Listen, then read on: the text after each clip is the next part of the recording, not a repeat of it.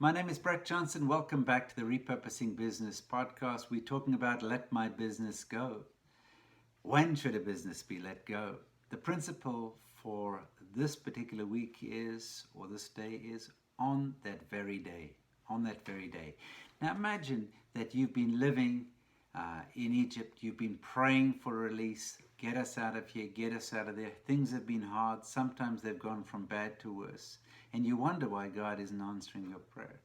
Well, God's timing is bigger than our timing. And it says in the book of Exodus that at the end of 430 years, to the very day, all the Lord's divisions left Egypt. 430 years to the very day, not a day before, not a day too late. So God has a timing for what he's doing in history, and it's bigger than your timing, it's bigger than my timing. And so we have to get in line with what he's doing, otherwise we can become disappointed. So on the one hand, we want to be at peace with what God is doing. On the other hand, we want to make sure that we're not falling behind what God is doing. So try to get an understanding of the seasons of what God is doing. Now this is a season of restart. And it's important that when God says to you, get up and move, that we get up and go. What would hold us back? Fear is one thing. Another is failing to understand God's timing. Another is laziness. We just become comfortable with sheltering in place. The other is that we lose the habit of work. 6 days you shall labor, says the scripture. And we've lost some of that as we've been in lockdown. The other thing that's important over here is that they came out by their divisions. Jacob and son went into Egypt as a family.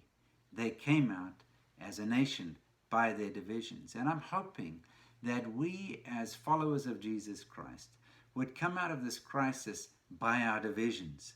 I don't mean more divided, I mean more united, as a united army, as a people who are willing to tackle the challenges in the world, willing to proceed towards the opportunities, willing to blow through obstacles like the Red Sea and lack of food and lack of water, being attacked by various enemy forces because we see the promised land ahead of us. We need to be a people who leave because of the promise, not because of trying to just get out of pressure. So I encourage you, keep the promise ahead of you and understand that God is God, we are not. He holds our times in his hands, and he will say to you, get up and go. On that very day, 430 years to the day, he moves an entire nation. If he can move a nation on the very day, he can move your business at the right time. God bless you, and I'll see you tomorrow.